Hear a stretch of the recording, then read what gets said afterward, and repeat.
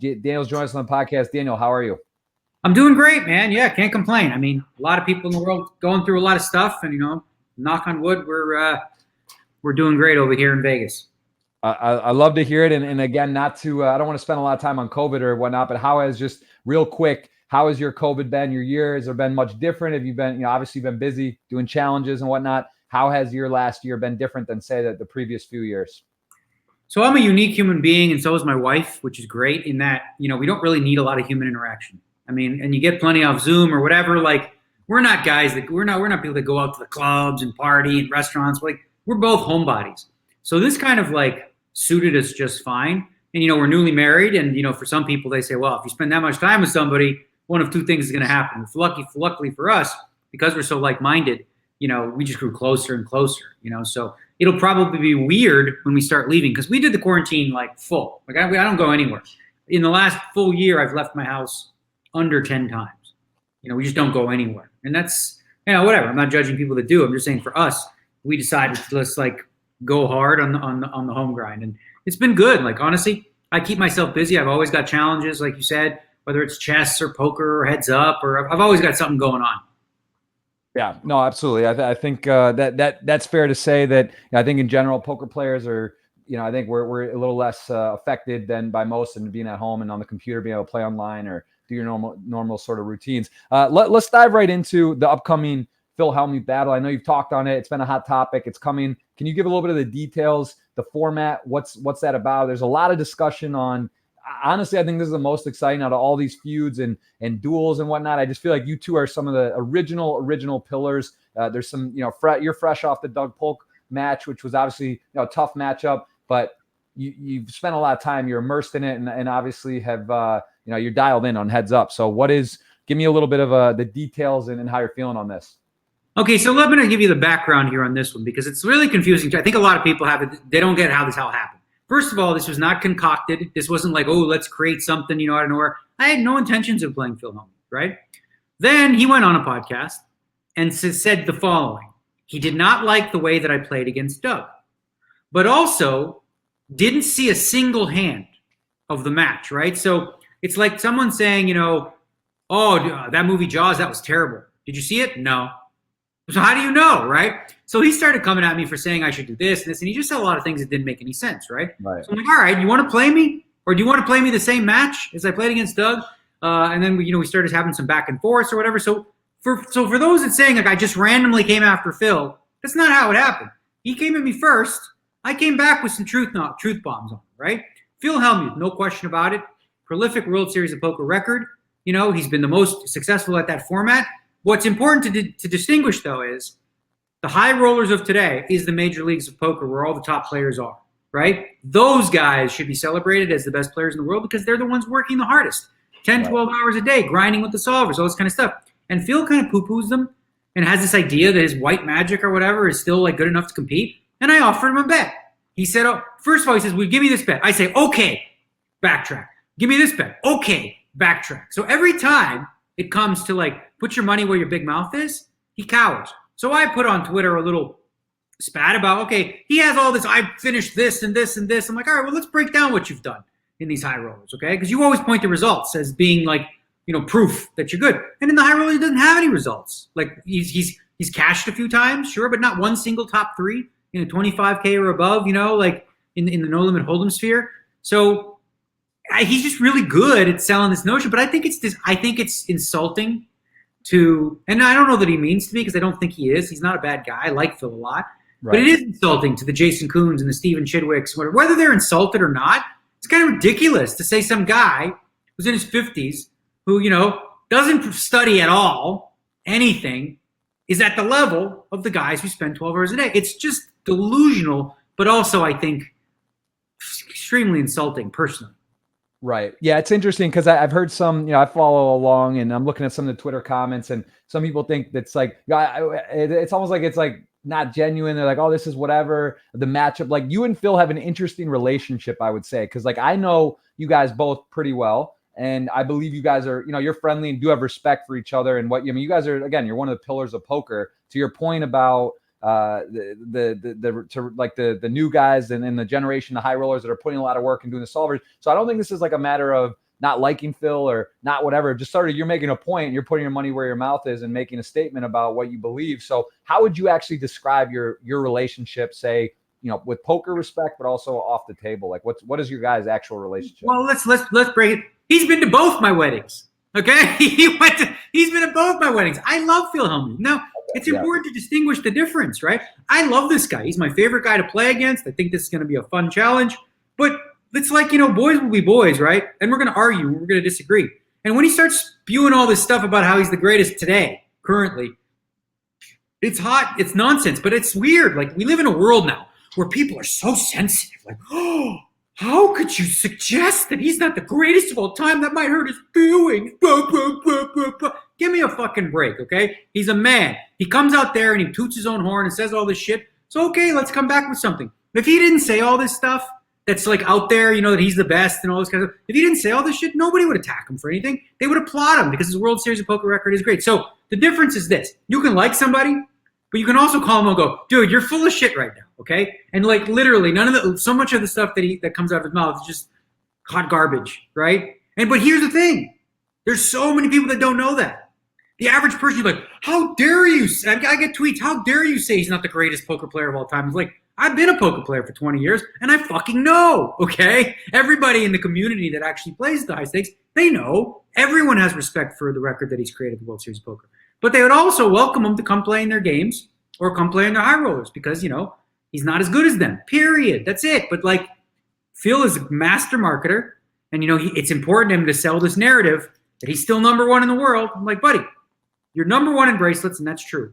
But as far as poker goes today, if there's 30 people playing and I pick the other 29, you ain't going to beat them, okay? Right. You ain't going to beat them, bro, period. Well, let me just understand. Is there two bets going? There's the format. Is it essentially the exact same Antonio and Phil played? Is this the one that you're playing? And then there's also a bet about 25K high rollers over 50. Are both of those in action, or what are the two? What is going on? What's officially the bets right now?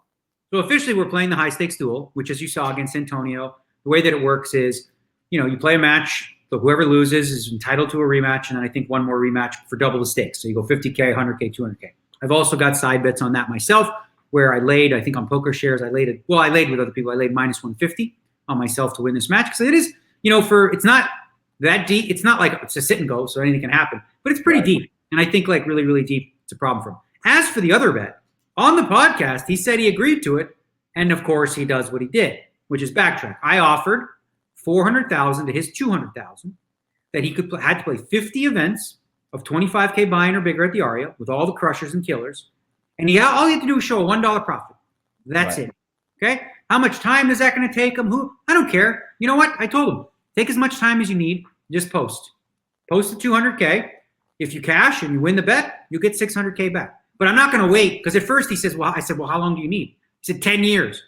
10 years to play 50 tournaments, bro. It's like, okay, if you want 10 years, you got to post, right? There's just no way.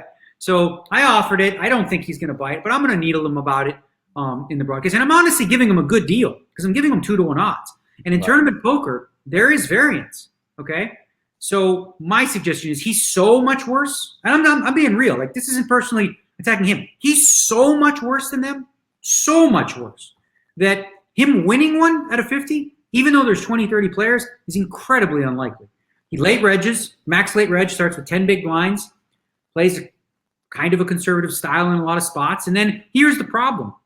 It's not like tournaments of the old days where a couple pros and like 7 or 8 amateurs. When you get down to 5-handed, who are you looking at? Ali Mshurovich, Jason Kuhn, Stephen Chidwick, Jake Schindler.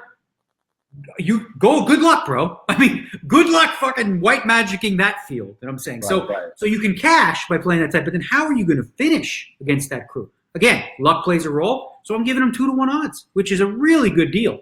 He might even be getting the best of that. I just want to see, I want him to experience what it's like to play against players at the highest level, rather than hide out in camps where he does, which is like, the 1,500, World Series of Poker events, which I love. I love playing them. I'm a huge World Series of Poker fan, but like, that's not the major leagues, bro. Like most of those high roller players, they don't spend time in the 1,500s. Doesn't mean they're less prestigious or whatever, but like, you really want to test yourself and say you're the best, guess what? You got to beat the best, right? You can't be a minor league pitcher with the best record and say, I'm the best pitcher in the world. Oh, yeah? How are you going to do against the real batters in the major leagues? Let's see, bro. Yeah, and I love that. And I think oh, I got an echo here. I don't know why that's doing that, but I just trying to understand where you yourself, like, what has changed for you in the last few years? Because you are, from the Antonio Esfandiari, Ivy, Hellmuth, you guys are like, I'd say you guys are like the four pillars. Of course, you could Doyle and all these legends of poker, right, that have been around. But like in terms of the most, that have been active and around, how have you found yourself to kind of between an ambassador and staying up with the game? Because like, have you noticed a shift in that in the last few years? I know you've been working hard on your game. You've done some studying, because it's easy to be complacent. You're the face of major brands. You get paid a salary. You're kind of like, you're an ambassador. So like did you find yourself getting lazy at one point? And did you just say, at one point, did you wake up and say, wow, these guys are really good, the best in the world, and I don't want to just be an ambassador. I want to, take my game back to be at the top. Did you have like an epiphany or a moment that kind of clicked for you on that? Or is that just your competitive nature that you want to make sure that you're, you're doing your best at all times when you're playing? So first and foremost, I don't want to be an ambassador because I find that word obnoxious. Ambassador, what am I going to go to freaking world leaders in Iran and Iraq and say, okay, here we're going to make a treaty. I'm going to make peace in the Middle East. Yeah. I get it. I get what you're saying. But what would you like to be called? Because I mean, I think that would be, you are the poker kind of ambassador. That's I get it. That word is a bit wild. Like it's a bit over the top. It's a little bit like self-important. I agree. So let's come up with an ambassador for the GG poker. What would you like to be referred to as, or what do you believe you are, or whatever? I mean, what would you call yourself then, though? Call me beefy sausage. I don't know. Whatever you want. I don't care. All right. So forget the title, but you know what I'm saying. At what point was it like? I was going to get to that. So for me, throughout my career, this is the difference, I think, between me and a lot of people from my generation, because very few people from my generation have like staying power. The Phil Ivies, like you mentioned, Eric Seidel's, Wanda. But a lot of these guys fell to the wayside because a lack of self-awareness and arrogance, and thinking that like they've got the game figured out, and all these young whippersnappers don't know what they're doing. I remember distinctly being in a World Series of Poker event, playing with Brad Doherty and Tom McAvoy and a lot of these guys, and they're all complaining about how bad, the young kids play or whatever. And I'm like, you guys suck in comparison. So I was that 22-year-old kid who was new on the scene, who was hungry, who was, in the late 90s working with like, sort of advanced strategies that I kind of created on my own. I didn't learn them on a trading site. Like small ball and bet sizing, I sort of took that in by watching other people and stuff like that, and sort of created a system for how that works. And now everybody sort of extrapolated on that and expanded. But I've always thought to myself, from that moment, I never want to be that old guy who sits at the table and complains about how these young guys don't know how to play poker, okay? Instead, I was always willing to learn. Way back in 2010, I said, listen, maybe these games online are super tough. I went and played 1 and 200 online. Started out first month, 3 games, like wait list, 50, 60 people long. By the end of the month, I'm playing 3-handed because I got better, right? I took on some coaching with the guys from Hybrid, MJ and Matt, a few years ago. Started doing really, really well again, and in the high rollers. I worked with them, of course, in the heads up. That didn't go as well as we would have liked, but I've always thought it's important every 6 months to year to 2 years, sort of take it. Actually, I remember another moment at the Poker Masters. Stefan Sondheimer and he was talking to one of his friends, and they were discussing a hand, and they were speaking about it in a way that I was like, what the fuck are you guys talking about? Like, what is this, combos? And like, I didn't even know. They're like, well, you don't have any combos with Queen 10. I'm like, what do you mean I don't? What does that mean? I don't have any what is a combo, right? Like, so I mean, I'm at this place and I'm like thinking, like, holy smokes, man, they break the game down. And obviously that's just one epiphany, and I've heard about solvers and blah blah blah. But I've always felt like instead of having that arrogant view, which is where me and Phil are different, that everything, because like this is what he always tells people. He says to people, those coaches, they came to me and I liked a lot of their philosophies, but what could I possibly learn? So I sent them to Daniel. It's his way of like kind of like talk. Well, little Daniel needs coaches, but I don't. Like, could you imagine getting to a place where you think you know everything? Tiger Woods, maybe the greatest golfer ever. He had a coach throughout his entire career. He actually was willing to make swing changes. He was winning tournaments by 7-8 strokes and said, you know what? I'm going to change my swing to get better. Phil makes this claim that he thinks I would do better if I didn't always advance my game and pick up on the new thing. I've cashed for over $20 million in the last 5 years, right? Playing in these high rollers. I've actually been profitable against against the wizards and geniuses. And a big reason for that is because of the updates. If I could play myself today versus the version of me in 2004, I crushed everything, right? Having said that, if I played that guy, I would crush him. Because sure, in 2004, I was better than everybody else that I was playing with, but everybody else got better, and I have too. So being stagnant is just never something I've ever been comfortable with. So it wasn't a moment of like, there was never a moment where I'm like, okay, you suck. I never thought that, but I was always like, all right, well, you know what? Get back in the lab, bro. You've got work to do. Yeah, it's powerful to be able to take that and make that decision. And I honestly, like, out of all the, Doug and you, there was like this real feud. I felt a little bit of a bromance after that first live session. I kind of thought this would happen because obviously you guys are both super smart. You're both, two of the best players in the game. There's obviously some respect there. How does that, forget how the match overall and everything, like, how do you feel your relationship with Doug is before and after? Have you guys kind of amended? It seems friendly. Of course, there's a little bit of shots here and there, but are you guys like, would you consider that this challenge brought you guys to like have a more of a mutual respect for each other and kind of smash, if you would, the feud is the way it was titled? Like, how has that relationship sort of progressed over that challenge? Yeah, no question about it. I mean, it cost me $1.2 million to get a troll off my back, but it worked. Like literally today, this morning, I was texting with him. So, we still stay in contact, talk a little bit about poker here and there occasionally. We actually went over some solves from the Limitless Fedor match together. So yeah, I think, what's interesting about Doug, and I look back and I think, one of the things you do is you try to grow and look at like, okay, what decisions did I make in the past that I could have done differently or could have done better? And I think one with him specifically sticks out where everything would have been different in terms of a relationship because we actually have a lot in common.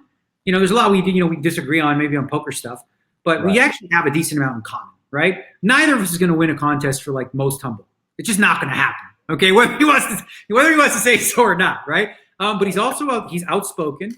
He says what he believes. He doesn't really give a shit. Well, I would say this. He cares what people think for sure, but it doesn't stop him from saying or doing what he believes is true, right? So here's what I would have done differently. Going back when he started out, with his career, making videos and stuff like that. He did some videos that were like out of line about people, with, using the wrong kind of clickbaity titles or whatever. Mm-hmm. But what I should have done at that point was actually just went to him because like I'm older, I've been around. Like I should have went to him and be like, dude, this great, you're doing this kind of stuff, but like stay away from this. There's no reason to smash a guy's name for no reason. Like you don't need that. Like your quality is good enough. Your content's so good, right? You don't need to smash people to feel good about or to elevate yourself. And I wish I would have had that conversation. Instead, because he came after one of my boys, Jason Mercier, right? And he came at him pretty hard for no reason. And I was like, what the fuck? Who is this guy? So instead of an olive branch or a discussion with a young kid who's trying to make a name for himself, I declared, like a mini, like, no, fuck you. You're not, we're not cool. And that's something that I guess with age and wisdom you learn, right? You're like, all right, you have beefs and shit in your 20s and 30s, but as you get older, you just got to push that behind us. So now I would say sometimes you got to say like two guys like in hockey, right? Two guys in hockey, they fight. They literally just fight on the ice and pound each other. Right. And then later that night you see them in a restaurant sharing a beer. The same guys who just beat the shit out of each other. Right. I guess in some sense, like boys will be boys and hashing it out the way we did. Again, the result wasn't what I wanted, but in that regard, it was because I think it's squashed it. Like he said, going forward, he's not going to, attack me personally. If I say stuff that's stupid or whatever, he'll make a video. That's fine. No problem.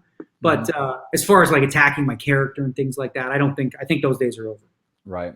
It's good. No, Doug's a very polarizing character and someone also he's a guy too, though. Like I'm back in the day starting YouTube, would talk with him and, kind of goes out his way. I could tell he's a nice guy and people kind of he's a polarizing figure. And he, like you said, though, he kind of goes where he believes, right? Like he says what he's going to say and he believes what he believes. And I think most people do ultimately respect him for that. But looking back at that competition, though, with the final result, variance, you could plug numbers and do stuff. What do you believe? Like, do you think that how it was set and with the line, do you think that you feel like it would have been, if you did this again, how do you think it would be similar? Do you think it might be a little different result or what would be your biggest, thing you might do it again if you were to do, would you do it again? Or would you do it again under different circumstances? Or was this just a good experience? Yeah, no, it's certainly something I would do again, and I think obviously because I had a steep learning curve, right, from day one to the end of the match a couple months later. So obviously whatever the line was to start for our first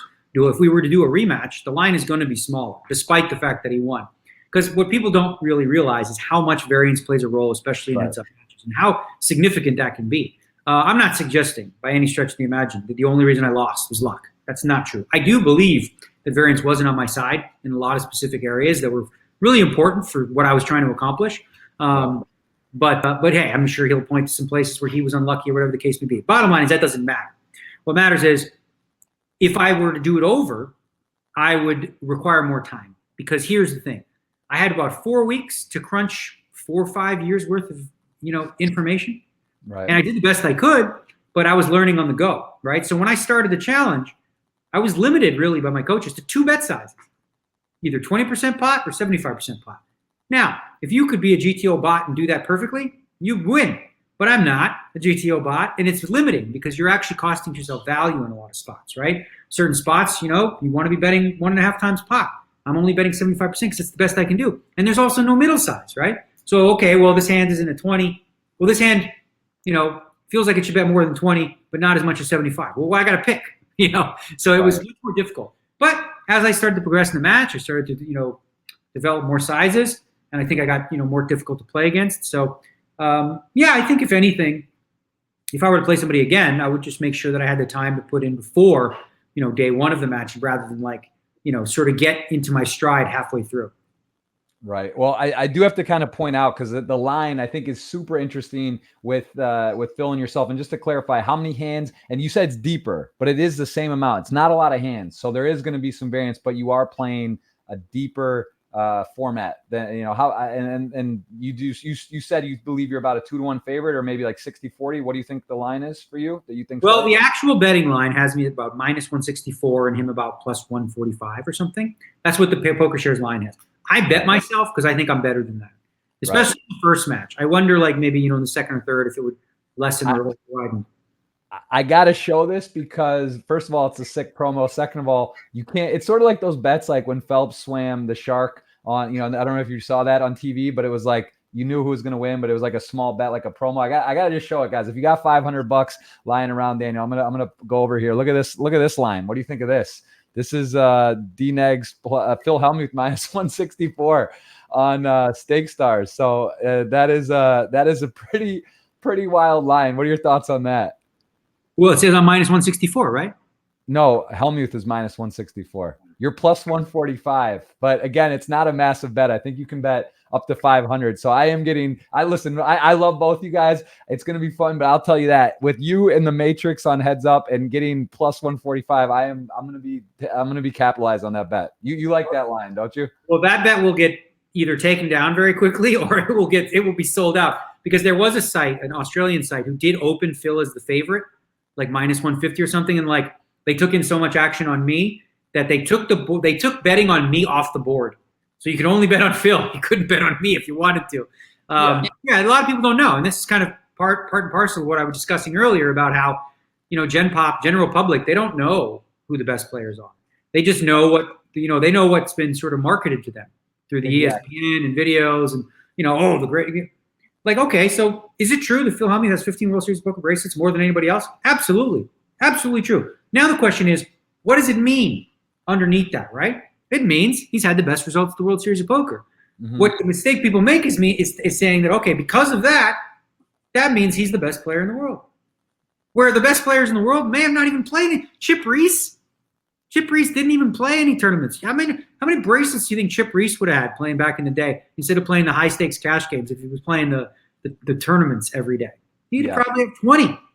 Yeah, it's a super interesting point, and it's kind of a hard thing, and I just think this one, I have a feeling this seems to be a new thing these days. People challenge each other, heads up matches, or you go box, right? You go MMA, you box in the ring, and so this will be fun. I actually have not really watched the other ones. Even though I found it interesting, I saw some highlights. I'm going to be glued to this one. I think it's just going to be really fun to watch. And when is it going to take? It starts next week and goes until when? Or how many? It's going to be a one-day thing, and I can give you this sort of an outline of the structure. You will be able to watch it on Poker Go exclusively on March 16th. Okay, right. And the structure is, like I said, there are rematches, but we're going to start with 500 big blinds, 500. Wow. Okay, and we're going to play that for 30 minutes, and then we're going to be playing 330 big blinds deep. So we've got about 3 hours ish of play where he's going to be facing me 100 plus big blinds deep. which is like pretty deep. So the way that I want to approach this match is like I don't want it to be close in any way, shape, or form. Like my expectation is not to just win the match, not to just get the best of the match, not to just get best of every hand, but every street of every hand. Like I want to play flawlessly. Obviously, that's not going to happen because mistakes are going to be made. But I really feel like I'm the worst matchup he could ever imagine because I have such a good sort of strategy against a player like him that I want him to feel it. I want him to feel the frustration deep inside. That's like, wow, how the hell can I possibly win now? I want him to feel it because when what happens when he feels that frustration? We get the epic Hellmuth rants. So my goal is to make a show by having Hellmuth get out of his chair at least 5 times. I love it. I mean, listen, I did watch some of the Daniel. I saw a bit of it with Antonio Hellmuth, and I saw how popular it was. I have a feeling this might be some of the most watched poker content ever. I mean, it just feels like there's just so much it's just fun. It's going to be a fun one to sweat and see how it plays out. And I think, do you think Phil is studying? Do you think he knows? He knows your coaches. I know them too.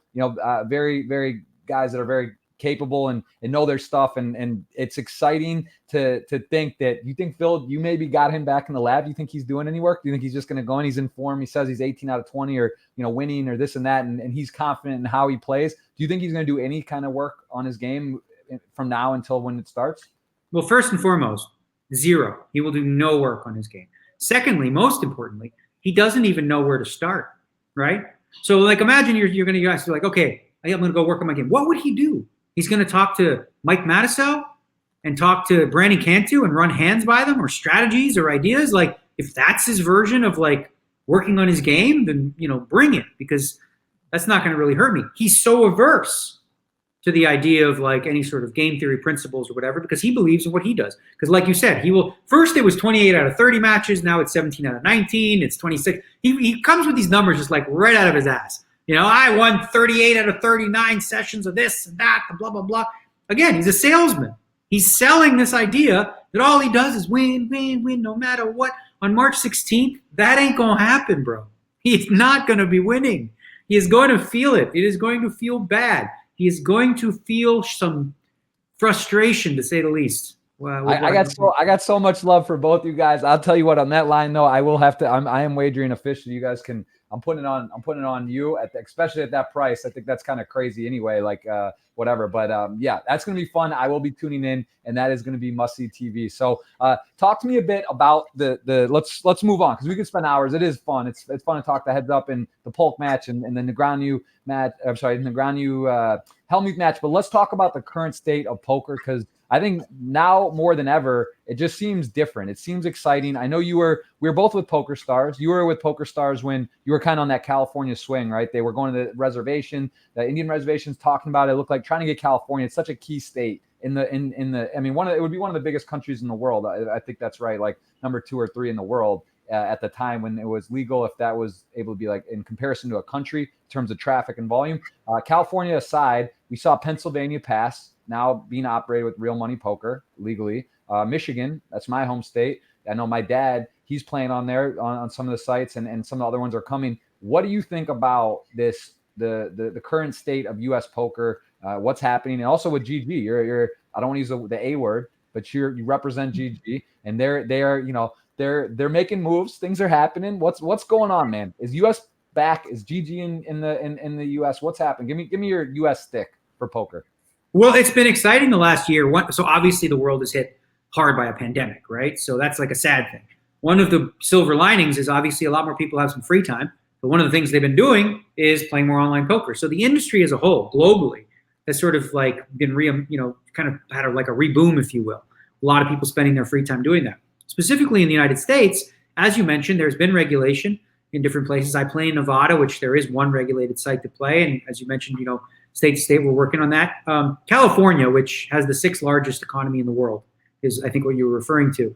That would be the big carrot. I would just refrain from getting your hopes up about California because of the the Indian tribes and stuff like that. The reservations there, they don't get it. So it would take like Pachanga and them like having a totally different taste of what online poker is or something else. As far as GG poker goes, I'm hopeful. that we can get a license, I'd love to play on GG Poker from home, right, in Nevada. Or even if, I could travel to Pennsylvania or Atlantic City or something like that. So the company is obviously always in the process of like trying to accrue new licenses across the board. And I think, I'm optimistic that GG Poker will enter the U.S. market. And it'll change things because, frankly, if I'm being honest, and this isn't to disparage, I mean, it is the newest software of like some of the older ones, and I think part of that is the fundamentals it was built upon are just more advanced and they're cooler, and I think it's just a lot of fun to play on. Okay, so I think that's re-engaged a lot of people just in terms of the dynamic way in which the site software, gets people, it tilts people. Like you got a snap cam on there, and I think that's good. You sort of talked about the state of poker and, what's interesting. I think part of it is like sort of going back to this idea that poker is not golf, okay? This isn't everyone wearing a button-up T-shirt and saying all the right things. It's fucking gambling, man. It's poker. It's smash mouth, in your face, heads up for rolls. Let's fucking go. D-gen, run it up. Like this is what the mainstream fell in love with. They didn't fall in love with like, the prim and proper mom and dad who stay home. I mean, and I'm not disparaging again, who like raised 2 children by playing online poker. I'm like, okay, well, good for you, great. But like, we want to hear about Phil Hellmuth. You know what I mean? We want to hear some blood because that's just the way the world works. And I think it's, more true in poker than most. For sure. And what would you say is the biggest difference in what, like I'm obviously very biased to party poker. We both came from Poker Stars. You were there from what was your exact time with Stars? I mean, you were there. I had Moneymaker on. I think it was like the first ever ambassador just in poker or really officially. And that was what, 03 or so. And when did you come in with Stars and what was your term there? Exactly. 2000. Yeah, I was with them a long time. I was with them for 12 years and we parted ways in 2020, I want to say. So about 12 years from 2000, whatever that is. Yeah. So 2008. I guess. And just talk to me a bit through it because I was there for a year and a half, and in 2017 or 18, I believe, for about a year and a half, we were under the same roof, and it was a different time than the original. What was again, not to go too deep into detail, but how many different sets of kind of ownership, or would you say how things were different, just like as an overview from at what period did it change in general, and give me a little bit of your term and time at Stars, what you felt there, like what So when PokerStars came on board, like originally into the poker market, they sort of like before them was like Paradise Poker, which had like 2,000 concurrent players, and I think Stars was the first to really sort of embrace tournaments as a format, right? And they really started to build out a big schedule and things like that. And the timing was great because with the online boom came Moneymaker, as you said. And a lot of people playing. So there's a lot of deposits coming in. Money's just flying, and nobody knows what the heck's going on, right? So games are great. You got these big VIP systems where you're giving rewards and all this kind of stuff. And as with most things, with Black Friday, the overall liquidity took a huge hit, right? You take out a big chunk of the U.S. market, things are going to start to look different, and things are going to start to get a little tougher. And that happened, obviously. The company continued to grow and get bigger, right? So it was started by like, one of the classiest gentlemen who's a poker Hall of Famer, whether he's in it or not, and that's Isai Scheinberg and his son Mark. They did an incredible job of building the company really from scratch. And then eventually, obviously they sold. And when any time a new company comes in, right, part of what they want to do is increase revenue. Like you don't buy a company for $5 billion and hope that it stays worth $5 billion. You're trying to make it worth more. So sometimes you're going to see changes, and sometimes you're going to see changes customers don't like. That happened, right? That was probably the most trying time for me with my entire time there was just they called it miscommunication, but it was really just a horrifyingly bad decision in terms of stripping people of rewards that they'd already earned, right? I was all for the decision to get rid of that program because the program sucked. I mean, the program worked when it worked, but then it stopped working because there was a period on Stars where like literally – There was a system where if you played 20 tables and just folded every hand, maybe played aces or kings, that's it. So you lose on the year. You don't make money doing that, but you get $20,000-$30,000 a year doing that, right?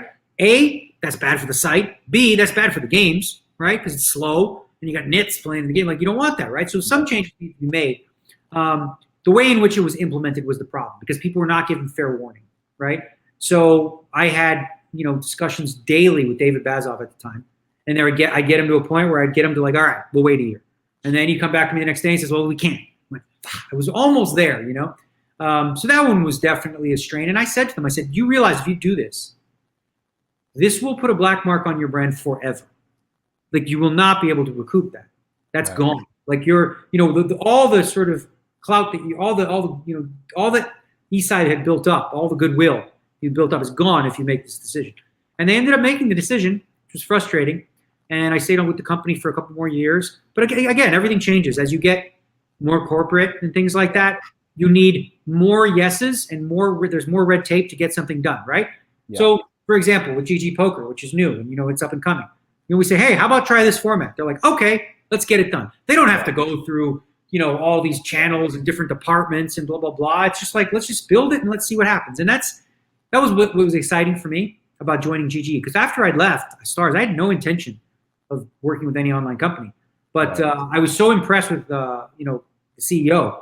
He came to my house, and I was really impressed with how they do business. And I just had a respect for him right away, and I could tell. You know, he's just one of those people where, like, I trusted him, and I think that, you know, the feeling was mutual, and the relationship's been great. It's been so cool.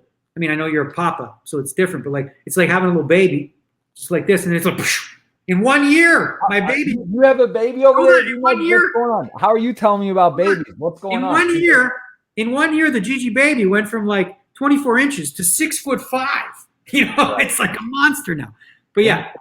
Let me a couple of things there, because I agree. I think ultimately, especially in poker, you have to have people that love poker and that are willing. Once you get in that corporate kind of matrix, like you said, where it's like it's hard to get stuff done. It must be frustrating for yourself with Ishai, because I actually never met him. But I hear everyone like Sanaz was just like, yeah, that guy, you know, him and Mark.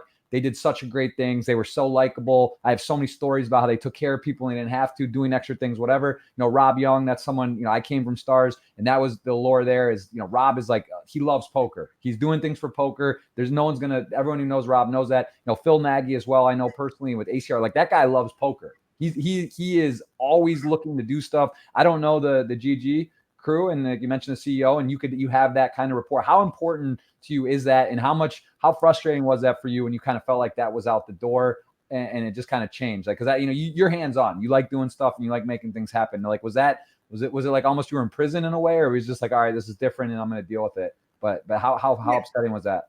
If I'm being honest, I don't have disparaging things to say about Stars, because I thought my time with them was good. You know, it just came to an end, and I think what happened for me within the company was, so, like, you know, you do different promotions, you use your ambassadors in different ways. And I felt like we sort of were doing the same old thing. All right, I go to Barcelona, I go to Monte Carlo. It became a little bit redundant and stagnant, I think, for both of us, you know, for them and for me.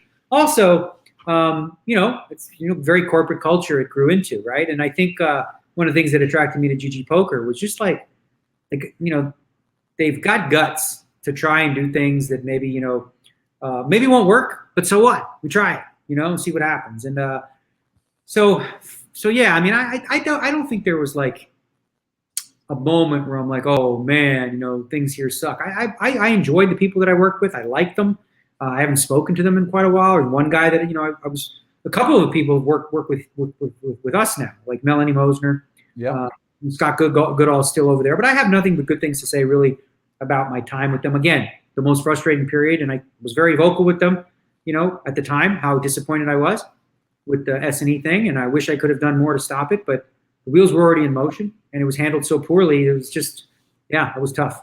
I think, you know, it's interesting to kind of compare poker with sports teams and whatnot, because it feels more emotional, I think, in poker when, oh, this guy leaves Stars, goes to GG, or this guy goes to Party Poker. Like, there's just not a lot of major teams. You know, it's almost like there's 4 or 5 sites, right? So it's like there's not a lot of places to kind of move around. Like in the NBA, guys get traded, things happen. There's 32 teams in a lot of the major sports, so it's a little less, you know, it just seems more, I think, intense or personal in here. But it's not that large of an industry, so I think that's part of it. And obviously, like you said, as things change, you want to go to where you believe you can be impactful for poker and have some say. So, you know, things change, ownership changes. Whatever happened to David Bazoff? I kind of heard he like left the CEO. Like, do you know, like, is he still in the industry at all, or just doing something else, or do you have any idea? I forgot about that name almost. Do you have any idea? My guess is he did quite well with what they did. You know, I think from what I remember,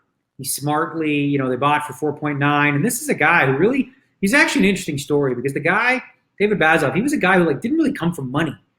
He started out like selling these mail tickets for like $300, $500, created a little marketing company by the time he was a teenager, got kicked out of the house, and then this company, this little itty bitty company, Blackbird or whatever the hell, or this little company, Amaya, he's like, I'm going to buy Stars, $5 billion company.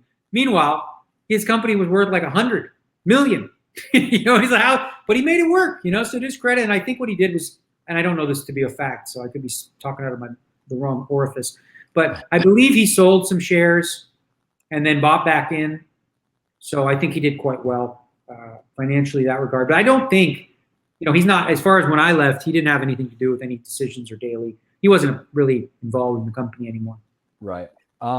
Quickly, guys, I want to mention that we're live on Twitch. It's the first time we've done this live on Twitch, which should have been doing for a while. That's another story, but we are doing the podcast Hey Live. If you go to Twitter, giving away $100 in BTC plus a ticket. Daniel, if we are going to save some time for some questions at the end. I appreciate everyone who did hit the retweet, and there's a lot, Daniel. I think you set the official record on questions. So I want to get a few of these towards the end. So please, guys, get that out there. And I also want to ask about, while we're over here on the masterclass, because this is something that I know is very popular, and I actually know a lot of people that have bought this. How does this program, when did you do this? And how was that experience? Because I know there's some of the really interesting people within the masterclass program. Like how was the to get asked to do this, and how was that experience kind of making this program? And what can people expect to get? What level is it targeted for here? Right. So from a production perspective, I've never had a better experience in my life than working with people at masterclass. When you think of high end, and I like high end stuff, it was the most high end streamlined production ever. From the audio to the lighting, to the sets, to the decor, to the detail, to the course. And we put a lot of work into it. I actually worked with MJ and Matt, my coaches, to sort of come up with the curriculum for masterclass. So it isn't just some like beginner thing, right? One of the things about masterclass that really blows my mind is how well it continues to do, right? My class in itself, my class of all the masterclasses, and I was very proud of this, in USA Today, they ranked them. They said, which are the best ones to watch? Mine was number one. Ahead of Steph Curry, like you showed, and Serena Williams, and Wolfgang Puck, and Samuel Jackson. It's a really cool cast of people and a cool concept masterclass. So we put a lot of good work into it. I think for the price you're getting, okay, if you want some coaching, obviously if you're a professional poker player that wants to get like very detailed coaching, you're going to spend thousands of dollars on that. Masterclass at its price point is an absolute steal. Like it's absurd the amount. I mean, I really put a lot of work into it. The information, it helps you think about poker in a more advanced way. I do an entire section on tells or whatever. But again, most of these things, and anytime you do a course or something like that, there's usually a shelf life where it's popular for a little bit and then it wanes.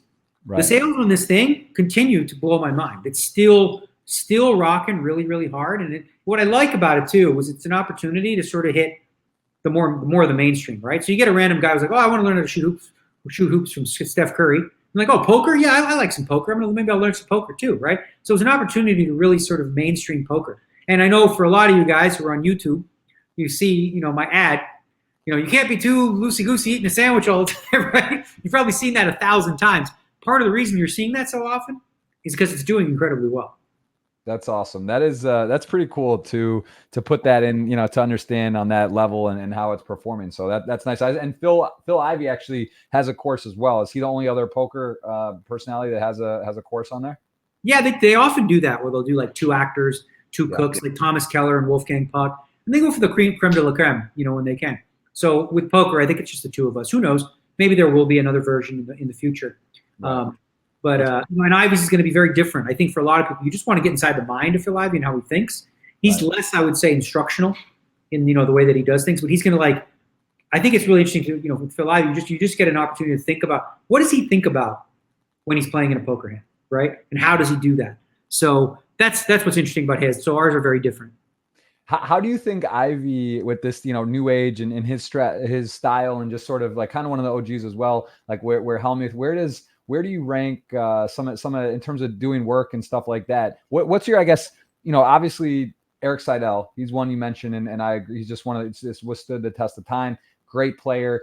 Ivey also still showing great results in some of these high rollers and a short deck recently in particular. Like, do you think, how many people do you think are doing work like on their games that are from sort of your original, being in for like 15 plus years? Like, well, how many guys you don't have to necessarily say who.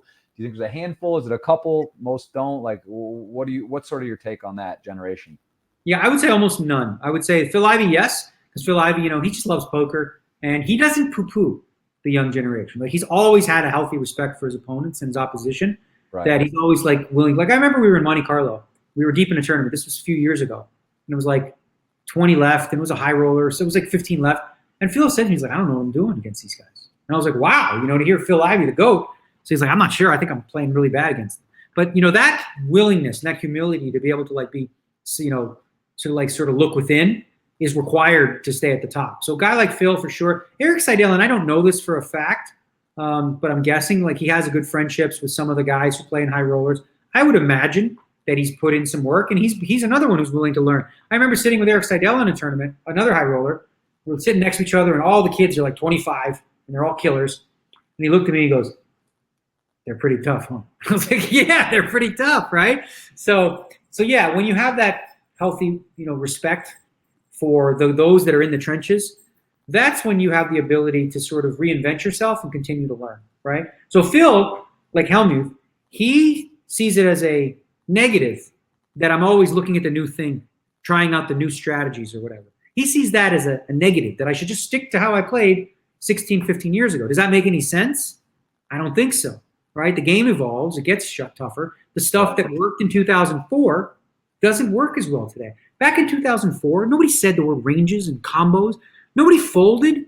Like, the flop would be 10-4-4. You know why I played 4-6 suited every time? Because if the flop came 10-4-4 and this guy had two jacks, I'm winning 300 big blinds. Or ace 10 or 10x. Or today, people are fucking folding the jacks if you put 8 in. People just got better. So it required, a more adaptive style, to what people are doing today. They've learned. So it's just whatever you do in the world, I don't care what job it is. If you get to a place where you think you've figured it out completely, that's the exact moment where you're going to fall behind the curve, because other people are still looking to improve upon their situation.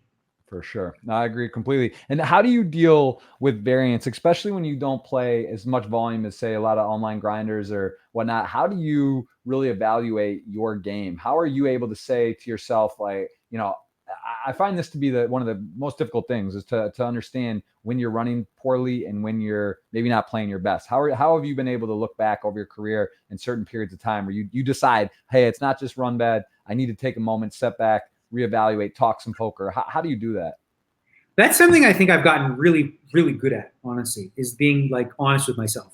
And I think when you're young and you're starting out, you don't really know. A lot of people, when they start winning early, they think they're just really good. And maybe they're terrible, but they just ran good, For me, I feel like I've gotten to the point, through playing for 20 plus years, where I can gauge quite, I can look back and I'll analyze hands and be like, yeah, I played the hand correctly. I would do that, right. I'll ask some people or whatever. And I'm like, no, you played the hands fine.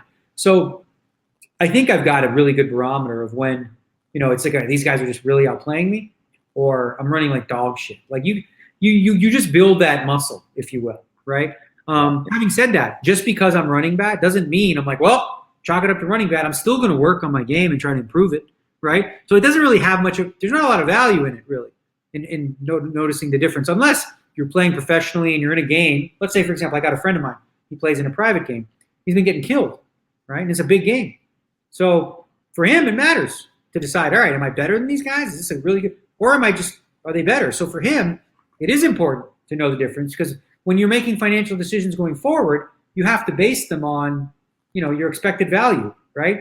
And if you really feel like you've been on a downswing and unlucky, and the data shows that, you'd keep playing.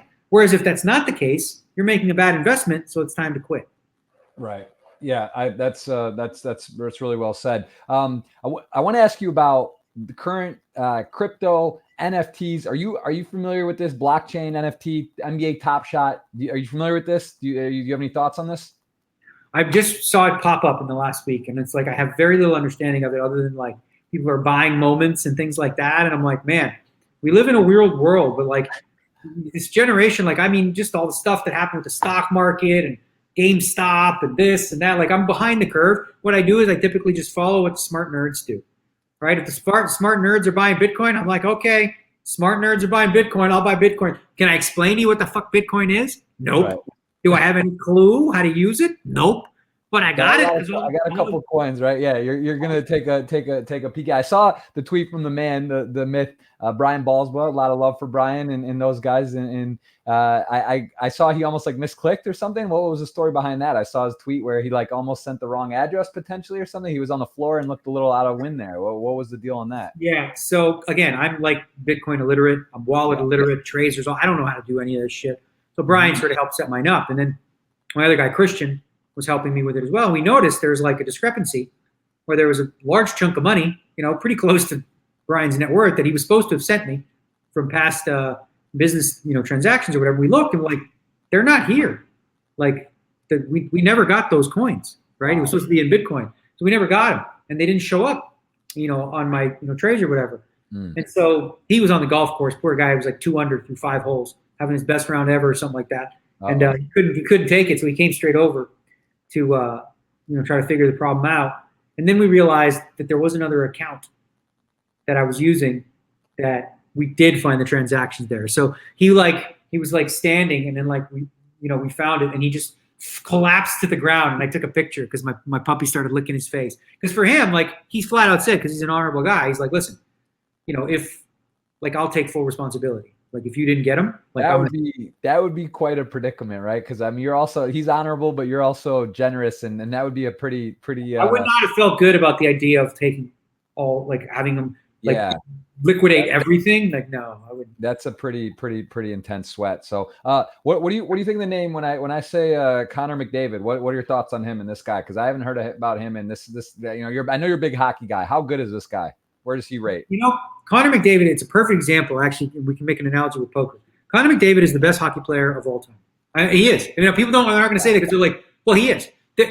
He hasn't had the record that Wayne Gretzky and Mario Lemieux or whatever, but currently he's the best player in the world, right? Mm-hmm. And what he's capable of doing, no other human being has ever done in the past.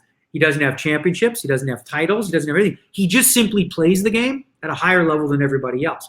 He likely will. Whether he does or not, you look at his career and you say, did he have the best career of all time? Maybe he will, maybe he won't. But as far as the player, there's no player that has a bigger impact on the game and never has, Bobby Orr, whoever, than Connor McDavid, right? So Wayne Gretzky, who was considered by many the greatest, Mario said, this kid's the best. But people are, oh, no, you're the greatest. I'm like, yeah, I was the greatest of my era. But imagine any kid who's 22 now, going back and playing professional sports in 1955. Right. Yeah. So he's going to be like even an average, the sixth man on an NBA team, right? He's going to go back to 1950, and he's going to be the best player in the court, right? With evolution and time and advancements and, physical strength and strategy and all this kind of stuff. Like, next generation's always going to get better. Well, I had to ask because first of all, I'm a little embarrassed because I consider myself a sports fan, but I had never heard the name until a couple months ago. And a mutual friend of ours. I know you know him. I don't know how close you are, but yeah, I got sent that card, and that's a PSA 10 of McDavid. And I've gotten really into sports card collecting, and then I started seeing this guy on like Sports Center highlights and doing like he would just go the whole ice and it was just crazy. And I was just wondering how good he actually is because that's what Jason Kuntz, Jason Kuntz, not Kuhn to be confused. He's been to my house. Yeah, exactly. That's actually the reason I got to. This is kind of funny because the reason I ended up meeting him was I was at a friend's house in Michigan a couple years ago, and then all of a sudden the name came up, and then my other friend was like, oh, you should ask Jason Kuntz about this idea because he did some course or something with Daniel Negreanu and ask him how it was or what it was. And so then we called. I had never met him. And then next thing you know, I was driving over like a half hour from my parents' house. I took my whole childhood collection and brought it to him at like 9 p.m. at night. And he looked through it and was like, this, I thought I had some good stuff there. And he was like, this is worthless. You got worthless stuff because I had the wrong generation of collecting. But that's what got me back into collecting, and I've been getting into it. But yeah, anyway, that's he's a big poker fan and the cards. Do you have any physical cards? Did you collect as a kid? Was that popular when you were growing up? Yeah, I had, but I was baseball cards. Right. I had like some hockey cards, but I had all the baseball cards. I wonder where the hell they all are. Dude, I'm not saying you're old, because I think you're 12 years older than me, so you're still a kid poker, but you might have some valuable stuff because that would be the right kind of era where there is some gems in there. So that'd be a fun exercise to try to locate that and then get the sweat. The best part is actually going through it, because it's like a treasure chest. You should give a thing. You think you might have in an attic somewhere, an old place, or where would they even I know be? that I have in a box. They were not. Some of them were actually sealed and all that stuff, because I did that for a little bit way back in there. But these cards are like early '80s probably. A lot of the cards. Yeah, be some interesting stuff in there. Yeah. So anyway, NFTs, that's a whole nother. It is crazy. Like the punk stuff. You saw what's it called? They're selling for like millions of dollars. These little cartoon characters. And do you have any interest in collecting that, or just no interest? They really dive down the rabbit hole. No, not at this point. No, who knows? That could change in time, right? Like, I don't know. I mean, I didn't know anything about cryptocurrency or anything like that, and I bought some of that. But who knows? I don't know. But it's not something that I think about. I'm like, oh my god, I really need that stuff. Hey, can I take 30 seconds? 30 seconds. You just keep. I just gotta. Yeah, let's do it. We're live on Twitch. I'm gonna take some Twitch questions, guys. All right, we got D-Negs in the house. That's a good sign. He doesn't quit. He's taking a little pause, taking a little bathroom break. Good to see you guys. I'm sorry I'm not shouting out the comments on Twitch. We are going to start doing this on Twitch, which we should have been doing before. We were doing it on YouTube live the majority of the time. We'll be doing it on Twitch now. I do have a podcast tomorrow with Mrs. Monia. Hey, Monia, that is, Party Poker. And we also have CSU Ram, the man, the myth, Peter Jennings, the fantasy guru, on Friday. So 3 podcasts this week. I do have a few pending tweets that are active for giveaways. And let me just see real quick if we can go to them. I think I have $123 to guess the 123rd podcast guest, which had to be rescheduled. So that's actually in limbo, as a matter of fact, right now. This is $123 in BTC giveaway link. If Ghost, maybe you could put that in the chat and put that. See you guys in there. What's up, Kenticus? Thank you so much for that sub. Thanks for everyone who's subbing. I'm not going to call out subs while I am live, but I do appreciate you guys. And that's a good question, Pappy and Winkle. Pick a non-NHL game for the half challenge hand. So yeah, we'll talk about that as well. And I am again going to be giving away $100 if Daniel. I don't know if he actually. I'm going to ask Daniel to do it. Daniel, I don't know if you did retweet my thing. If you're able to retweet that, it does mention Party Poker in there, so that's a competitor. I don't know if you can retweet it, but if he does and he's picked for the random giveaway, I will give 10x. So I'll give $1,000 in BTC if he's the giveaway. The name is picked. But I don't know if you can retweet it. Are you allowed to retweet that, Daniel, or is that a violation? Yeah, it's one of those where I don't know. Well, all right. Well, I'm gonna still give away. I'm giving away 100 in BTC, and we're gonna go. And I think we should dive into questions pretty soon because we're already. We've been cruising. We've covered the heads up match. We're covering the U.S. I guess the last question I'll say before we go to the Twitter questions. Do you believe the boom? Is there another mini boom in the U.S.? Do you think that's possible where poker could get back to the popularity that it had, or anywhere near when it was really surging back in the day? So nothing will ever happen again like it did. Okay? We will never see the boom like we did with Moneymaker. Having said that, we've already sort of started to see one. And I think the big key would be, of course, legislation and having online poker available. And also, most importantly, online poker sites being able to sort of advertise on TV and to have shows. One of the things that drove poker's popularity was Poker After Dark and The Big Game, both on NBC and on Fox, right? If you can get poker on network television that's actually interesting, not like high roller tournaments, because that would just do more harm than good. Because everyone takes, it's just not that people there, they're just playing for money. They're not playing to entertain, right? And I don't take anything away from them, but from a product perspective, you want to make a poker show, you don't want to invite those guys because they don't make for a good poker show. They make like high level poker play, but when you're trying to create a show like high stakes poker or something like that, which is back on Poker Go, for those of you that don't know, and have been watching it, it's super great. I didn't play in it this season because of COVID and I was preparing for Doug, but having that, it's currently behind a paywall, which is Poker Go. But having more stuff like that back on TV, if legislation allows for it, that would be a big win for poker. And what do you think is the most exciting? I actually love the Premier League. I got to play one time. I think you played numerous. That was the Party Poker Premier League back. I think season 7 was the last one in Montreal in 2012. I thought that was super fun. The format, there's points. It's like a sit and go, but it's a fun way of doing it. What is your dream content that you believe Poker Go or other places, like you kind of mentioned, not the highest level players who are tanking and covered up, and it's not necessarily the most entertaining. It's cool because the prizes are big. What would be your dream content format for TV? Well, it's funny because I'm actually helping to make it happen. But you mentioned that, the Premier League. I think I did play it once, and I love that style of format. Me too, My yeah. favorite show that I used to play and I didn't play in was Superstars of Poker, okay, which had a point system as well. And I remember one heat, the very last heat, Gus Hansen needed to win. Second, it was an 8-handed or something. He had to come first. Nothing else mattered, right? So he went all in every hand, literally all in every hand, because there was like 3 or 4 people at the table who just needed to move up one spot. So he was able, and he ended up winning the whole table, the table, and moving on to the next round. I just played recently in what's called the Pog Champs. Those of you on Twitch, you probably know what that is a little bit. And the Pog Champs was essentially it's a chess tournament. And the format for Pog Champs was so brilliant that I was like, we absolutely must create this format for poker. So essentially what they did was they took 16 streamers or celebrities, Rainn Wilson from The Office, myself, Logic the Rapper, and then a whole bunch of big name streamers that I didn't even know who they were. Pokimani, XQC, all these big time, streamer people. And so what they do is put you into 4 groups, right? So you have group play, and then you play a round robin. So you play each person once. Top 2 from each group advance. The bottom 2 play in a consolation round, right? So it'll be based on record and stuff like that. Then you create a quarterfinal bracket, semifinals, and finals. And, that way everyone plays at least, 3 matches or whatever.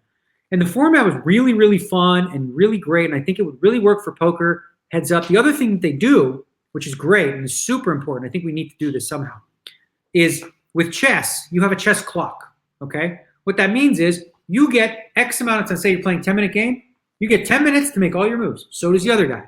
If you run out of time, you lose. Right. You lose. You lose. It doesn't matter if you have, you're about to checkmate the guy. If you run out of time, you lose, right? So what does that promote? Quick play, right? Yeah. No, now you're not going to see guys tanking in poker, waiting 30 seconds. So my theory is we could create a tournament like this with increments. The way chess works too sometimes is you'll do like a 10-5. So what that means is you have a 10-minute clock, and then after your move is over, once you click button, you get 5 seconds put back on your clock. So let's say you're down to like 30 seconds. You're like, oh shit, I only got 30 seconds left. Well, if you move instantly, 6 times in a row, now you got a minute because you're getting that 5 seconds put back on. Right? So, it's promoting fast play. So a format like that, a little bit of speed poker, I just think that in general, that would be better than a shot clock anyway. Because even with a shot clock, everyone gets 30 seconds. Well, often people just take 30 seconds to fold 7 deuce offsuit. I want them to be punished, right? And only way you can punish them is to actually say, all right, time is a commodity. Your clock is like value. Because if you run out of your clock, you could do it 2 ways. You could say you lose, or you could say you have 5 seconds to act for every decision going forward. That depends on how cutthroat you want to be. I like the you're out. I saw that actually recently. Bonomo and heads up in a high roller, poor him. But he said his time bank ran out or was disconnected, and it was like a huge disadvantage. But I think that would be a good solution to take it away or make it very small, not just eliminate someone, but make it like so they're severely disadvantaged from that point. And speaking of chess, I've actually I watched Queen's Gambit. Have you seen that? Yep. Were you a fan? Oh, it was great. Excellent show. Thought it was great too. I really did enjoy it, and I see here is this happening or that's coming up? When is this? This is we're gonna do another one with poker players. I'm not gonna win that one. There's some hustlers in there, but I see some guys I know that are good in there. But that's pretty cool. So I mean, it's nice to see that chess is sort of getting some, it's becoming more popular, and it's a cool game. I think that's the biggest thing is the clock, right? If you have games that are fast, speed, or blitz, that type of thing, I think so here's the thing. Chess learned many years ago that they have a problem. The time, like if people imagine this, in poker or chess, if someone took 3 days to make a decision, it would ruin the game. You couldn't play the game, right? Mm-hmm. So there has to be a function of time. And they're like, all right, well, what about if we just create a clock and this guy gets 30 minutes, this guy gets 30 minutes, and when his time's up, he's out, right? And so they figured out a solution. In poker, we haven't gone that way because of logistically the issues with a clock, how difficult that would be to implement. Online, it's very easy to do, okay?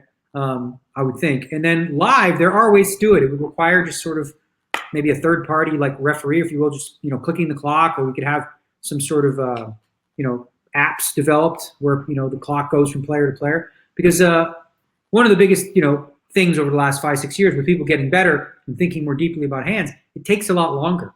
And what part of the negative of what that does is it makes the playing experience less fun for the average guy who we want to have fun, right? When an average guy is sitting there at the table playing a tournament and a hand takes 7 minutes, right? Because two guys are thinking flop, like gets bored. He's like, I don't know. Right. And then the other part, they're not even thinking, they're just balancing because they like, oh, if I have to think this time, I need to think this 3 minutes too, or 2 minutes this hand every hand. And that, then it just comes out of hand. So yeah, I agree. And I mean, the big blind ante was a big development. I think that helps a lot. Speed of play. Also, the shot clock has been implemented. World Poker Tour, some other places. I think Aria, whatever. There's places that use it, and it does help to some degree. And that's been good. All right, well, let's dive into some questions here. Who got there? Rocky? Who was that? Yeah, this one's Rocky. Apollo's in the picture back there, but this is Rocky right here. Nice, looking fresh and focused. So let's dive in, guys. We got $100 to give away plus a $55 ticket. So I'm gonna just kind of go down the line, Dan. I don't know if you can see these or not, but I'll read out some. People are fired up about Hellmuth. I saw some other people in the Twitch chat asking about details. Again, that's like March 16th, and it's a one-day event. But I keep saying last question before we're going here, because I think it's interesting on the challenge format. Have you decided? Because this is like the Who Wants to Be a Millionaire kind of deal with the scale. Like you could technically keep doubling or doubling. You have to give 3 chances. Is that right with this challenge? Like after if you lose and you want to play, they have to accept up to 3 times. Is that right or no? Yeah, there's basically the way it works is you're the king of the hill, which Phil Hellmuth is right now. You can't cash out unless you've won 3 matches, right? So, for example, Antonio lost, he can re-challenge him. If Antonio said no, somebody else can jump in at 100K, and he has to play them. And if then that person said no, then someone else for 200K. So he has to win all 3 matches to cash out, and he did. He won 350,000 off Antonio, and now he can cash out and go back to 50,000. So that's kind of the format, and then you could keep going if you want. You could play, for higher stakes. Oh, so he could have just left it and not taken he could have left it there, and someone would have to challenge at that point. Is that, or would he have not started? The challenge, basically, the way they have it set up is you can bail after 3 matches, or you can bail after 5. If you agree to match number 4, then you got to play. Be willing to take a rematch there too. Very interesting. And have you decided, like, at what point would you never quit, Phil? Do you have a mark in your mind? Like what's your kind of your mental side of this? Have you thought about that, or you just don't think, you're not worried because he's not going to win 3 or 5? Well, I would play Phil if you wanted to play like 800 straight days. I would never, literally I would never quit him. This is like, it would make no sense for me to quit him. It's just a financial mistake to quit him because it's it's a plus EV situation and it's fun. It's fun. It's plus EV for my life and plus EV for my bankroll. Wow. So there it is. You heard it. Maybe not first, but you will not quit Phil. You will let him run the table. You would let him just take you all the way. You're not throwing the white flag at any point. Well, Phil would never do that anyway. Like Phil's always going to take the money because he's a little bit of a nit in that way. Like as soon as he's got a profit, lock it up. So you think he'll beat you 3 times? That's it? You don't think he's going to let it run? Oh, he didn't against Antonio. Why would he do it now? Interesting. Yeah, true. But yeah. All right. Well, guys, you heard it. Daniel is ready to lay it on the line versus Phil. We don't know. Phil, maybe we'll have on again on the show and let him give his takes, because man, Phil has been. I think this has been an interesting experience. I got so much love for him, but he has. This has been there's been a lot of talk about all this, and Phil's been kind of. I saw Jason Kuhn, others weighing in on the situation and kind of the argument about the WSOP versus the minor major leagues, this type of thing, in the high roller circuit or high roller series. And it's definitely going to be interesting in Much See TV. March 16th, guys, that'll be on Poker Go. And that's going to be a lot of fun. Let's take some questions. Daniel, you tell me when you got to quit. We're going to go for a while, and I won't quit you. So you guys just tell me. We're going to go down the ladder here, and you just tell me when. All right, question about this. Why did you choose GG over ACR? I mean, specifically ACR. Let's just make... Why GG over any of the other sites? Because I'm sure there was a few knocking. Yeah, no, obviously the moment I made the announcement, there were sites that inquired, and I said, I'm not interested in anything. I wasn't interested in signing with anybody. Right. And then, what happened, I had this little staking thing I was doing for the World Series where I offered people pieces, and it was kind of a mess technologically. And GG asked, because they said, well, we do staking, we can help you with it. And they were going to do it for free. And I was like, wow, that's very nice of you, like a very kind gesture. And they did. They did such a great job with it that Mike, the CEO came to Las Vegas, came to my house, and we just started talking poker, business, staking thing. If we wanted to do something together with that, and the more he talked, the more I'm like, this guy gets it. He just understands at the deepest level, like he gets it. He fully gets it. So I was like, all right, well, I didn't. And we even said at the beginning of the meeting, is like that I wasn't interested in any sponsorship. He's like, oh, okay. But then by the end, I'm like, you know what? Hold the phone. The software is the best as far as I'm concerned. It's super cutting edge.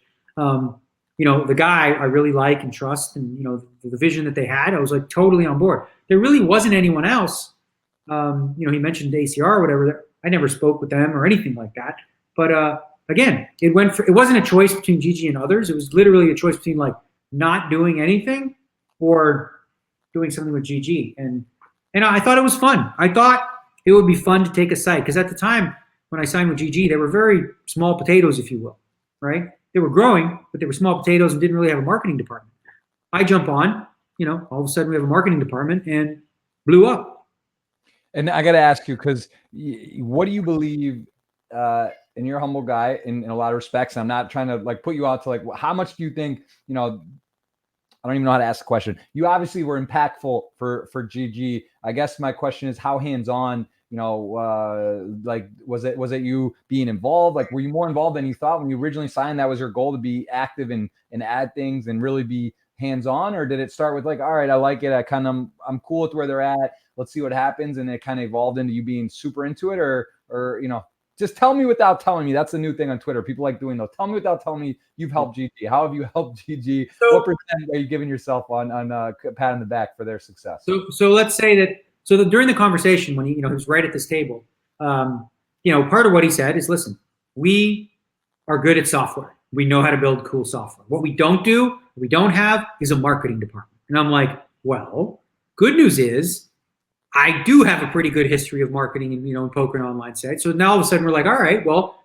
let me jump on board. And one of the key things we did, Brian and I, who's my agent, we looked in our Rolodex, if you will, because we figured, all right, there really wasn't a marketing department at the time. We need to hire somebody to build out the team. And we went back into a little history. And for those of you that have been around poker a while, you'll know Wicked Chops Poker, which was around a lot of Raw Vegas or whatever like that. So yeah. So we reached out to Chops, and Chops has done an incredible job of building out a team, in Toronto. They've got a team in Korea or whatever. And then through relationships that I have, building, bonds with like the World Series of Poker, for example, where we're running the World Series of Poker events. And, we did that for the summer and stuff like that. So really just networking, doing really good things in that regard. And I think, if anything, my association with them increased their level of credibility as a real player. I am surprised and shocked that we took over the top spot so quickly. But I'm excited about it for sure. It's pretty awesome, as I said. Is that like, where in terms of the power rankings and sites, and I know is that like what parameter or measurement would you be saying that GG you believe is in the lead currently in the market? Is that based off of because I'm not what is that just simple number of tournament players, number of cash game players that are playing on your site, right? So I'm sure like with PLO, with all the different games and different formats, just in terms of sheer numbers, critical mass, and again, I'm sure it fluctuates back and forth, but when I check on Poker Scout or whatever like that, you got the GG network up on top. Yeah, for sure. No, it's been a lot of growth, and it's good. I mean, in general, I think it's good. Like, no matter what you could say about stars, and I remember being again part of there in the Twitch team, and sort of like a monopoly. It's nice to see that there is sort of disparity, and there is other teams and other people representing other sites, and people have options, right? And I think that's just good for the not to have a monopoly. It's good for the poker community to have options, for sites to be doing their best to find good value for players, and that there are options for people to play, and a lot of different sites offer different things. So that's absolutely. I agree completely. Like monopolies are bad for anything. So people like, say, for example, if they like the party software, go open an account there. If you like the GG, open an account there. You want to play all the tables on Sunday, go for it. Be my guest. Variety's good. That's why there's a Pepsi and a Coke. Some people prefer Pepsi, some people prefer Coke. But bottom line is you have a choice. It's not just like, here, drink this. So that's a good thing. Like, competition is healthy. Absolutely. I agree on that completely. So let's see. What about, okay, we got Mary in the chat. I see her in the live Twitch stream, and I see her on top here. So let's go ahead and just ask this. Do you think more should be done to encourage women in poker? That we just saw this International Women's Poker Day. It feels like every day, every month, there's a theme now, right? Every day, like, some crazy whatever. Women in poker, this is a topic. I feel like when I ask females about it, they don't really want to talk about it. We had famously at one of the GG Awards. I think it was Kate. She won and was making a big thing about women shouldn't be separate. What is your kind of take on women in poker, and should there be more to try to get women into poker? Do you think it's important? Does it matter? So it's a question. It's a question that's been asked since I started in the late 90s, right? And I've noticed, well, the percentage of players from the late 90s to today in terms of male female really has not changed at all. It's really like the percentage of players in the tournament make up that are women are about 5 to 6%, right? So everyone has this, what do we got to do? Get more women in poker, right? As though there's this like carrot. And I've asked the question. I remember going to a bunch of women. I said, what do you think poker needs to do? And really, there's really no consensus answer because it's kind of a broken question, if you will. Right. Yeah. One of the things when you think about this, right? So if you think about poker, you go to the World Series poker, who do you mostly see? You see white men, okay? That's what you mostly see is a sea of white men, right? There are minorities and there are, women and whatnot, but like when you think about that, like, why would that be, right? So maybe an economic disparity in terms of like pay. Women, in a lot of cases, don't make as much money as men, which is unfair, right? So as a result, they don't have as much disposable income, right? There's also something to be said about women, generally speaking, not in all cases, have slightly different interests than men, right? Men, if you're going to use the camps, right? Well, you look at, so let me ask you this. Romance novels, like they sell those romance novels that are real sexy or whatever. 94% of them are bought by women, right? Do you think they spend much time asking like, what do we need to do to get more men to buy our books, right? Well, why is it that women buy these books and men don't? Just different, slightly different interests, right? Again, and the women that do find interest in poker, the games players, whatever, they play. I don't believe personally that the idea that like, sort of a man saying something to a woman is a reason why she wouldn't play poker, because she could play online, she could play live. And like, I'm friends with Jennifer Harmon, who's been around forever. And she dealt with some real shit back in the day. And she's like, whatever, I'll show my tits if it means fucking, you're going to call me here, or you're going to fold when I don't have it. Right. So I think the question's flawed in so many ways because I just don't buy for a second. I don't buy this idea that, you know what, if WBT would just not have women that are scantily clad bring up the money, that more women would play poker. It's just complete bullshit. It makes no sense. Like the idea that like any woman sees that and says, you know what, here's the thing. You know what we do? We demean women and we disrespect women by having such a low opinion of them that the behavior of a few men would stop them from doing something that they enjoy. You don't think women are smart enough or tough enough to decide for themselves whether or not they enjoy poker? You think they're going to let the treatment of men or the marketing or whatever of it stop them from enjoying the game or making a living from it? I don't buy that for a second. It doesn't make no sense whatsoever. So what can be done? I mean, like I said, I think ladies tournaments are good. I think they're a good thing. I think it's the women having the freedom and the right to sort of play amongst themselves is freedom, and they don't want a bunch of dudes. They want to talk about women's stuff. That's fine. Right. I don't have a problem with it. I think ladies events can be good.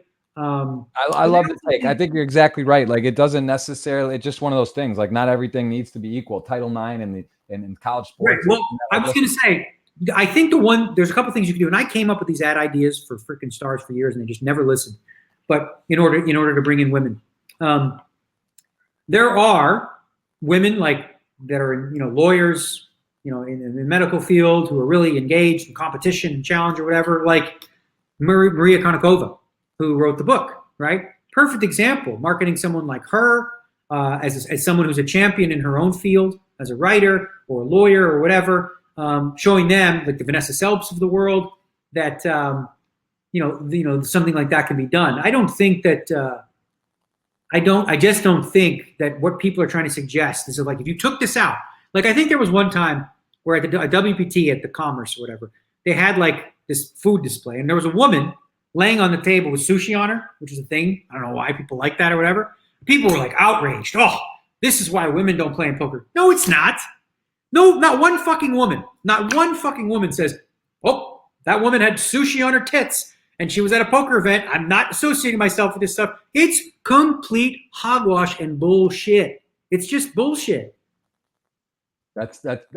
I mean, I'm with you completely. I think it's really, that's a great point, and I think that again, it'd be cool to see more, but not going to really it just You know how you get more women to play poker? If more women like to play poker. If more women like to play poker, more women will play poker. If more women have disposable income at the same rate as men, more women will play poker. And so fix that. Get the gender pay gap fixed, and you're going to see more women in poker. That would probably be the number one thing. Is the gender pay gap? I think that's probably like issue number one.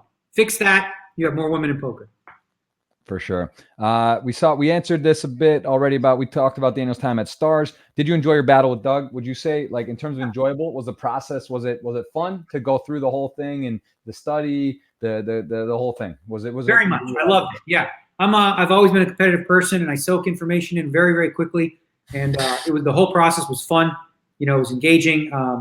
Obviously the result again. Like I focus in this.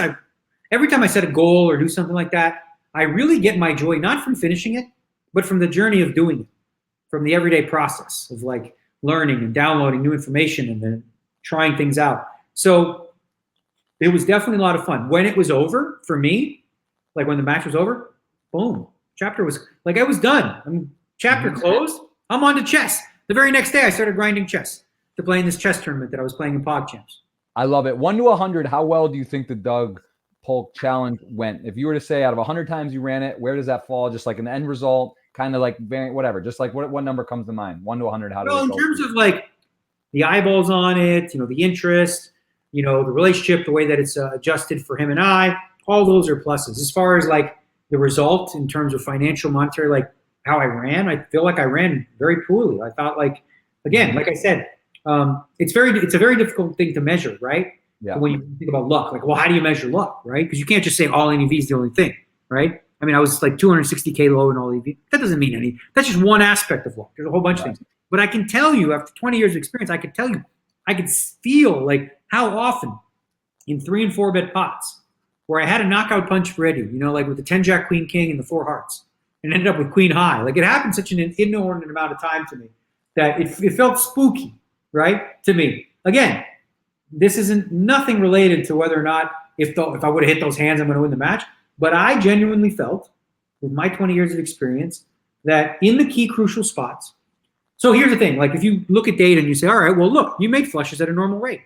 You're supposed to hit this many flushes. All right, but like in what spots, right? You make your flushes when there's like nothing in the pot and it's like a open and a call. What about in the 4 bet pots, in the 3 bet pot, in the pots where like we'll say when you make it, does he have nothing?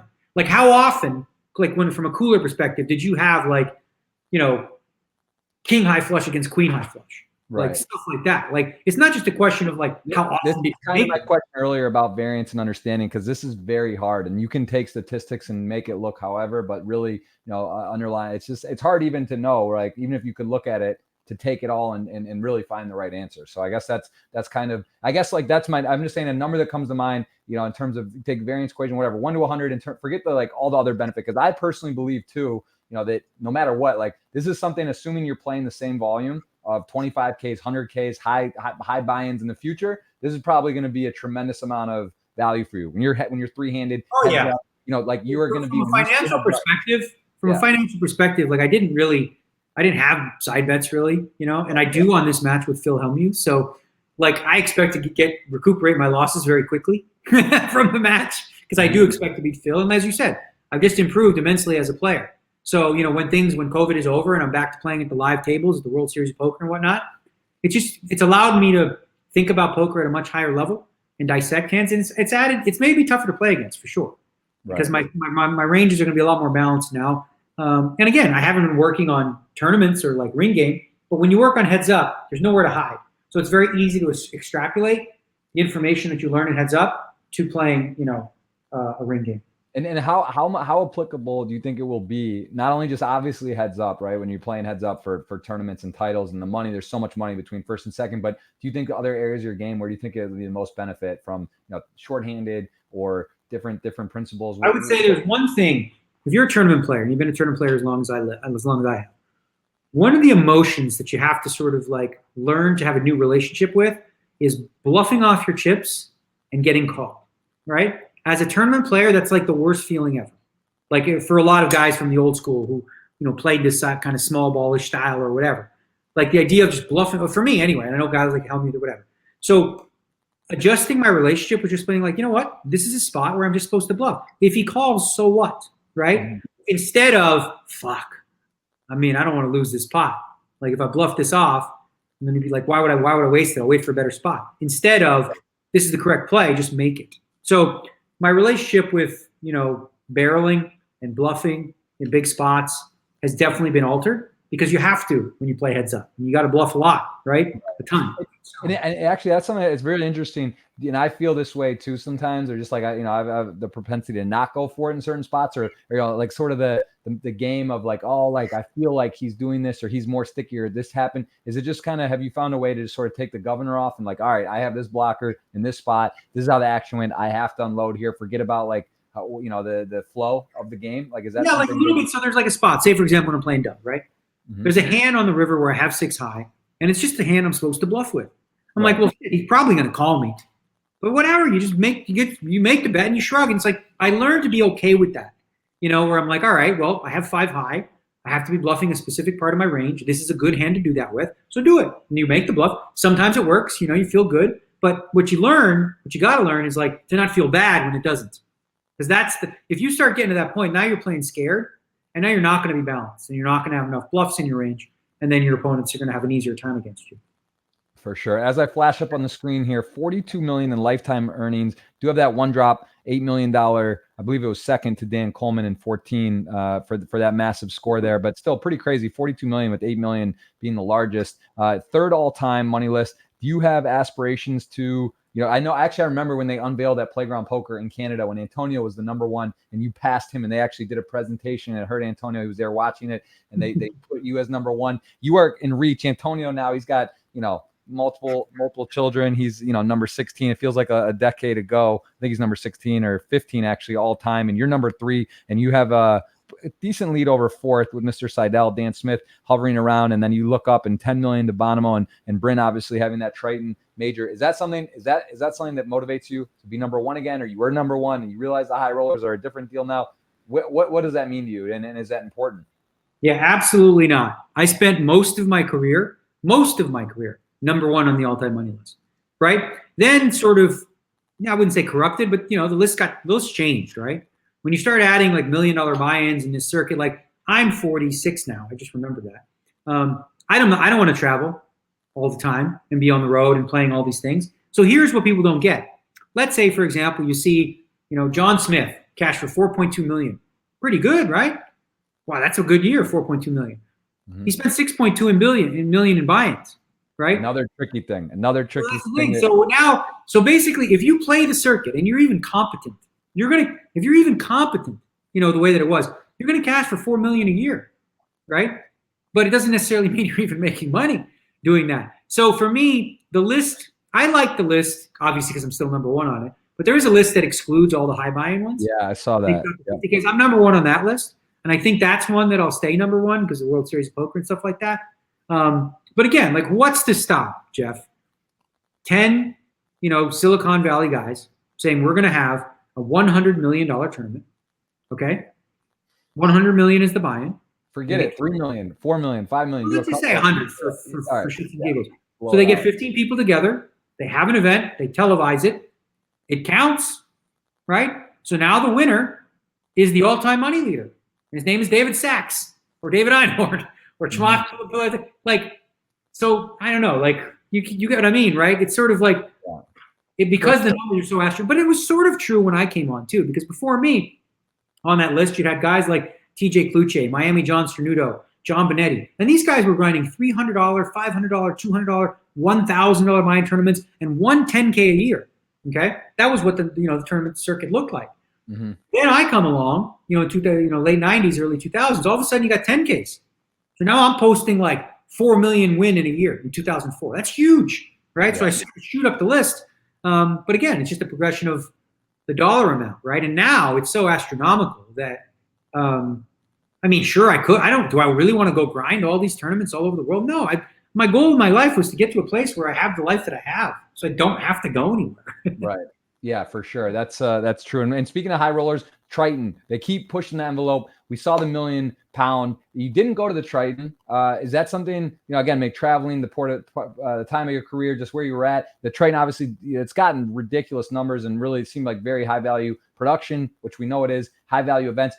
Do you have any, there's not a lot of those either. They do 4 a year, some cool stops, cool places. Is Triton on your horizon? Have you ever played any Triton, and will you play any Triton moving forward? I remember having so much FOMO when I watched the one. I was betting. I had bets because there was a guy who was booking all the bets. So I was watching it live, And I was like, this is fascinating, but I'm like, I really want to be there. I want to be in this tournament. And I remember thinking like I'd never miss it again. And I ended up doing commentary for it in post with Ali Najad because I found it really, really fascinating. But no, I think Triton does a lot of really good things. I'd like to go play. That one was just right after the World Series of Poker. And I'm like, man, I need a break after that. So I was like, I'm not going nowhere. I didn't want to do the schmoozing of getting a businessman to pick me and all that kind of stuff with the format. But I think everything they do there is really, really smart. And, it's definitely good for poker what they do. Yeah, I love Triton and a very, very strong brand. And hopefully, that's one of the ones, too, that it feels like it's going to come back sooner than later. I don't know the exact dates yet, but it's a little more controllable. It's not, $1 million guarantee with 5K buy-ins or, 5 or 10 mil. They can just have their 20, 30, 50 person fields. COVID, there's vaccine now. It does feel like it's coming back. Again, Daniel, I'm not going to cut you off. So why don't you? Last question. Oh shit! All right, I was hoping we get at least two, but all right, we'll take one, and we do have to queue up the giveaway. Actually, I'm going to take it from Twitch here in the chat because my man says he doesn't have Twitter. Well, you're not going to be eligible for the giveaway, but let's go ahead and ask that. Guys, giving you a big compliment. First of all, I'd like to say I grew up watching you in the big game and your videos on pod odds, etc. It earned me enough money to keep me in bars with no job. Younger years. My question to you is, what is your fondest moment of early success? What tournament or moment or cash game? What was your moment that stands out to you still to this day? Maybe situationally, because that $8 million score or not the most money. What first World Series bracelet? What is your fondest moment in your career? 1998, first World Series of Poker event I'd ever entered. I'd played tournaments. I won 3 straight stops at the Orleans, in LA, at the LA Poker Classic, at the Rio. I won 3 straight stops, and I went to the World Series of Poker. The buy-ins were big then compared to my bankroll. The buy-ins were like $2,000 minimum. There was no $400 buy-in World Series events. But I'm like, I got to play this one. I won a satellite against Todd Brunson and Mike Matusow, 3-handed. And I was just going to keep the money. Todd threw me the $500 chip, says, I'll take a piece of you tomorrow. I said, really? Well, you think I'm good enough to play in this thing? So I was like, okay. I played it. And I remember back in those, it was Chris Ferguson was in that one. Alan Cunningham was in that one. I remember my first table was crazy. It was like all the big names: Eric Seidel, Johnny Chan, Humberto Brenes, all of them at my table. And I remember feeling like, early on, I'm like, I can hang with these guys. So now I squeak into the money and I'm super happy.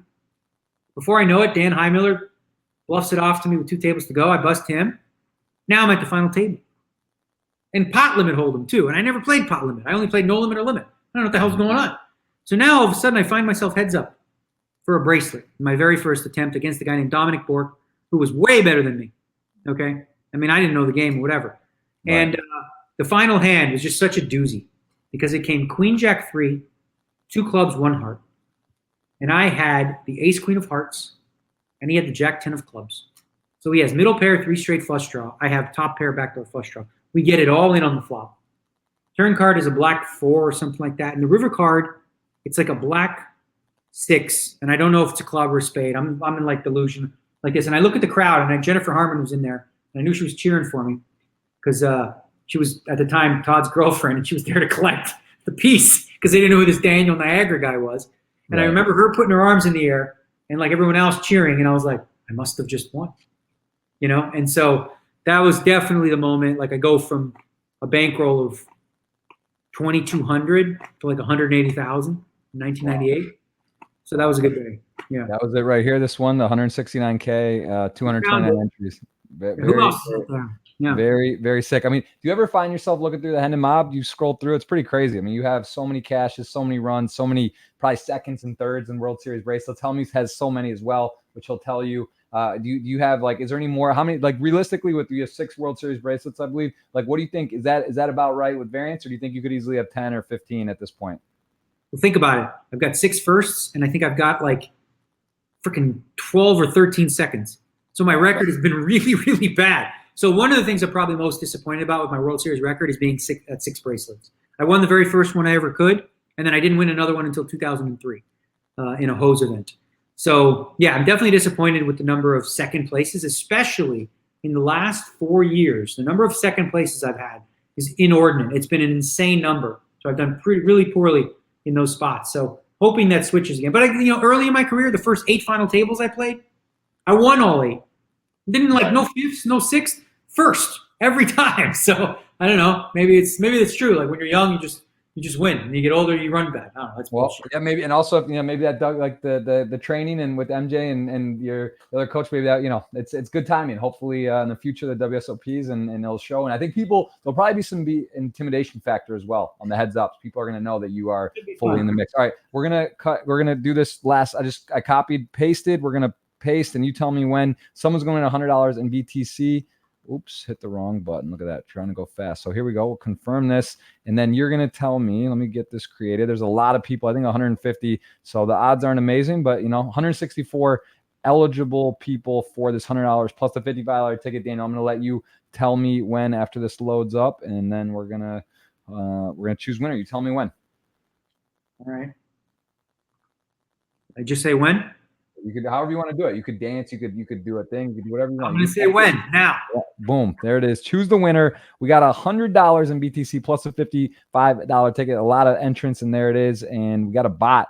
I think. Oh no, someone didn't follow instructions. I'm going to go ahead and message her on the side. Look at this. Females in poker, Daniel. The energy is powerful. We know about energy. We got a female winner for $100 in BTC plus 55. And look at that. Congrats, Silvina Beatriz Ramirez. There it is. She's going to get the message. We're going to go and let you run, man. Thank you so much for the time, Daniel. This was our second time doing the podcast. Hopefully not our last. Good luck versus Phil. I will be tuning in. And again, if you guys want to wager, there are some good spots to do it. And I showed you a site. If you want to see it, Daniel, I got to like you at that price. That just seems generous. Wants to go for a walk, so I'm going to take him.